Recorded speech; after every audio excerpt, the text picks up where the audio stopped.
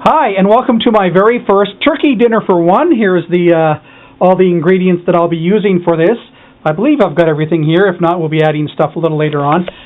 Hello, I'm your host, Zane Sampson. Welcome to the show. Okay, so here's some of the ingredients that I'll be... Of course, you need your oil. And for my stovetop stuffing, or for my turkey stuffing, I'm not going to be having a full turkey because it's a turkey dinner for one.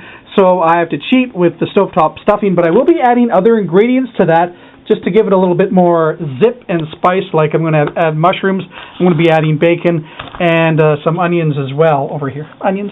Now, in case my gravy goes horribly wrong, I'm going to cheat, and I've got some backup turkey gravy, and also to put in with the stuffing, you're going to need some sage. And for your turkey, when you're putting the turkey in, it's really good to have some broth with it. Now, if you can't find the turkey broth, you can use chicken broth. I understand that is just as good, but I was able to find some turkey broth, so that's what I'll be using. For vegetables, I've got your California-style vegetables as well. I'll be supplementing that with more broccoli, and celery is going to be going into the stuffing as well. And for the potatoes, I'm using red potatoes because red potatoes mash up really well. Basically no lumps. They mash up great. And then I'll be putting some Philadelphia cream cheese in with that, as well as some turkey broth and butter and milk. Now, the dessert, Jell-O, chocolate pudding. I will be making that on this, but I just wanted to show that I will be having dessert with my turkey dinner for one. So I guess that wraps up the introductory part, and I guess we can just look at everything here, and you can make a list if you need to, and here we go. Oops. One thing I forgot to mention on the introduction is what I'll be using for turkey. Kind of important since this is a turkey dinner for one. I went out and bought a turkey breast, and that's what I'll be cooking. So I'm not doing the full turkey, just a turkey breast to make it nice and simple and very easy for a turkey dinner for one. Okay, so what I've done is I've put on the bottom of the pan, it's a layer of onions and a layer of potatoes. Now that is to keep the chicken or the turkey breast off the sticking from the bottom of the pan. Because if this stuff sticks, it's okay, it's cheap, but I don't want to waste any turkey. So that's why this is being put on the bottom of the pan. And another thing you've got to get going right away is your bacon. Because what I've done is I've cut the bacon in half just to make it fit easier in the pan, easier to flip it, and stuff like that. So got to get the bacon going, and we've got to get the turkey going because the turkey is going to take a couple hours. The turkey itself is over here, and it's frozen. And so it's going to take a little longer to cook. Plus, I want to cook it at a slower rate because I want time to cook up all the bacon, to get the potatoes going, and to get everything else done. So I'm going to put the turkey into the pan now and put it in the oven. I'll probably set it at about 300 degrees and judge it on an hourly basis. So let's just get the turkey in the pan first. Okay, so I've got the turkey in the pan right now. And you know, it's a bigger turkey breast than I thought it was going to be. So it's actually quite thick. Let's see if I can lift it up here. It's quite big. And so it's a much bigger turkey breast than what I thought it was going to be. So it may take a little longer in cooking, but I've got the oven started now. Now, some of the things I'm going to be adding to it is just a little bit of, actually, I think I'll add the turkey broth right here. Turkey broth. Just add a bunch of that. You want it to coat the bottom of it. So it looks, I guess if there's too much, there's too much, but I'd rather have too much than not enough. We can always add more a little later as we cook it. So that's the turkey broth. I was going to add a little bit of oil, but I'm thinking now I don't know if I need to add that much. So we're just going to add just a little bit of oil to that, just a little bit. Now that should help hold the... I'm also adding some Montreal steak sauce. Not a lot, because you want the turkey flavor to come through more than anything else. I'm just adding just a little bit here, just to give the gravy, if we're going to do a little bit of gravy later on with this, let's see if that works out. Of course, just a snippet of sage. Sage is a really powerful little spice, so you don't want to go too heavy on the sage. And I like you can't tell what this is. It's cayenne pepper. I like a little bit of cayenne pepper with most of my stuff, just to give it a little bit of extra snap. So there's a little bit of cayenne pepper there for you. And now we're going to put that in the oven at 300 degrees and let it sit. Now, if you don't have a pan that has a top to it like I do, you can just throw some tin foil over this just to keep it from drying out. Because you want to be able to add, to come back and baste your turkey breast just to keep it all nice and fresh. So there we go. So that's part of it. Let's see how the bacon is coming along fabulously. Okay, now the one thing, over here. Hi, how you doing? No, back over here. Now, the one thing you need to keep in mind is that the bacon needs to be really, really crispy, because what we're going to be doing later on is grinding it up in this machine right over here. And that's going to go into the stuffing and into the Brussels sprouts. So the bacon needs to be very crispy, and so that's what I'm doing. I'm slightly overcooking it to make it really crispy, to make it easier to grind up. Okay, it's now been a half hour, so I've just taken the turkey out of the oven.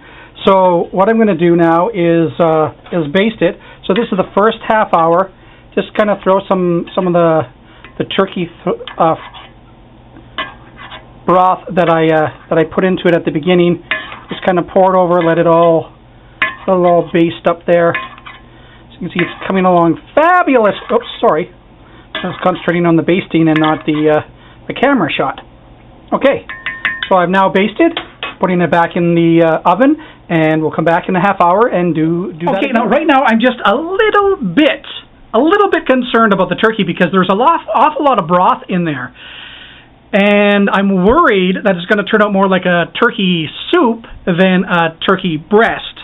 So maybe in the last little bit of the turkey cooking, I will remove the lid and hopefully maybe dry it out just a little bit to make it so it's not as moist as what it looks like it's going to be. And also, while I'm waiting right now for the turkey to be done, I'm going to start peeling the potatoes. Okay, so we're at the hour mark now. I've peeled some potatoes. And now I'm going to, hold on here. And now it's time to see how my turkey's coming along. Once again, we're at the hour mark, so I'm just going to throw some of this all over here. Make sure that it stays nice and moist. And I'm thinking now, in the last half hour, I'm going to, so the next time I do this, I'm going to leave the lid off. Okay, that's good. And I'm going to peel a couple more potatoes, and I'm going to start getting the vegetables ready. Okay, so here's the vegetables I'm putting in. These are all the frozen ones. I also have some fresh cut broccoli that I'll be adding to that. Then I'll be adding just a little bit of oil to this, mixing it all around, and then adding this spice, which is Pt.1. I got it at a Mexican restaurant that's not too far away from me, or sorry, a Mexican kind of spice store. They had a whole bunch of great Mexican food, and they had this spice. And the thing is with this, don't add a lot. If you're going to add this, it's really good, but it is not the more the merrier. It is the less the better. So just put a very light sprinkling of that on. So you add this. You add all of your broccoli. So I'm just going to add my broccoli now. My broccoli, chopping broccoli. Broccoli. Then a little bit of oil. Just a little bit, not too much. Whoa, easy. And then finally, you add this, and you just a light. Remember, don't go crazy on this stuff. There, that's all you need for that. And then you just mix it all up. Where's a spoon? I don't have a spoon! Hold on. Spoon. You just get a spoon and you just kind of mix it all up. Make sure that everything gets a little bit. Oh, and while you're doing this, we're about 45 minutes away from the turkey being hopefully done. So now would be a good time to start your potatoes boiling. And I'm going to be throwing this into the oven as well. You can always take it out. I mean, like, some of this stuff is frozen, so it is going to take a little longer to cook. So don't worry about that. So we'll put that into here. Okay, so like I say, some of it's frozen, and now we're just going to throw that into the oven.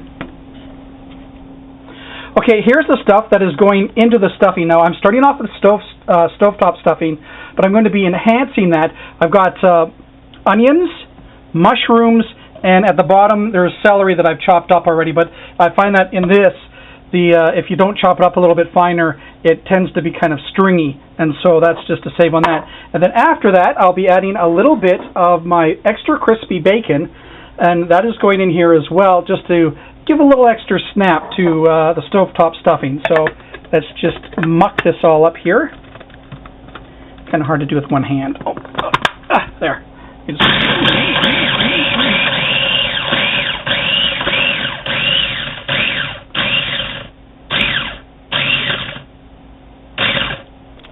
Okay, I'm going to have to do some lights.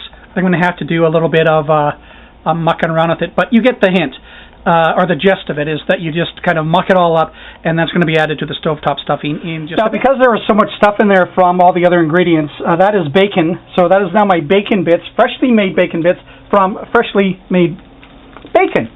I've also added butter to a frying pan, and all the stuff that I was blending up there before for the stovetop stuffing is now being added, and we'll cook that up just because I think it's a wise thing to do, because everything in the stovetop stuffing bag has already been pre-done. So we'll just get this all going and let that just fry just for a few minutes. So we're now at the 1.5 hour mark. The turkey looks like it is coming along just amazing. So I'm going to cover it one last time, and this time when it goes into the oven, it's going to be left open because I want this to kind of brown a little bit, because it doesn't look like it's browning very well. So it's been underneath the lid all this time. It is now going in there without the lid. The stuff with the stovetop stuffing is coming along quite nicely. The potatoes are boiling up beautifully. Everything looks like it's coming along the way that it should, surprisingly enough. So all I have to do is worry about getting the last little bit of vegetables, which is the Brussels sprouts, ready. So I'll start preparing that right now. Okay, now this is the extra ingredients again for the stovetop stuffing that I'm adding: the mushrooms, the onions, the celery, and I've just added a little bit of sage to it. So I don't know if you can see it in there. The sage has been added. You don't have to go crazy on this. This is a very strong tasting spice. Okay, we're at the about the final 10 or 15 minutes left in this. I've just taken the vegetables out, and I'm now going to just mix them up just to make sure that they all get nicely cooked. As you can see, they're coming along fabulously. Oh, look at that. Look at the color. Isn't that just gorgeous? Gorgeous, I say. So we're going to put those back in and let them sit there for another 15 minutes or so. This is the stuffing. It is, I'd say that's the extra ingredients in the stuffing. I think that's pretty much cooked now. So we can stop. Oh yeah, it's starting to burn here. So that is now done. So we'll take that off, and we'll put the vegetables back in and let them continue to bake. And we are looking good.